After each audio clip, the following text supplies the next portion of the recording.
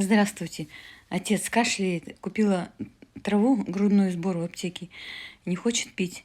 Приходится идти на разные уловки, чтобы заставить его выпить. И вот сейчас покажу вам, как он противится этому. Траву выпивай, говорю. А я пью ее. А где ты пьешь? Вон она вся целая. Надо каждая Выпивай до конца. целая. До конца выпивай. Хули выпивать до конца, я и не могу пить.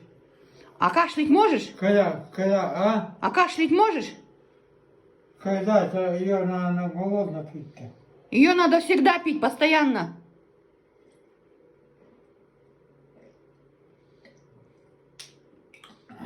Ну вот и все убил. Тебе бы сейчас водку, бутылку, так ты бы ее выпил за 2 часа. А тут 2 дня пьешь. В 2 раза меньше. Такая пить неохота, вот и не пьешь. Ага, пить неохота. Как-то раньше поешь, да как-то пить тянет. А сейчас никакого питья. А кашлять почему кашляешь тогда?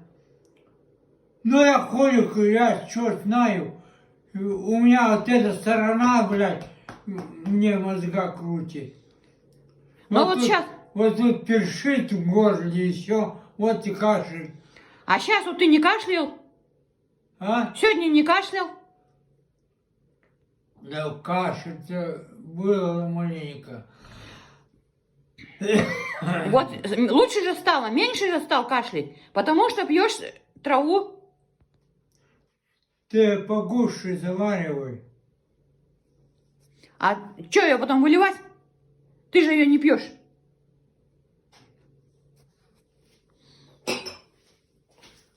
Ну что, если не несешь.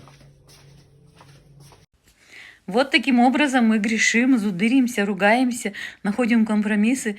Нервы нужно иметь обоим стальные, крепкие, чтобы это все вынести. Но ничего, пишите, как вы относитесь к этому.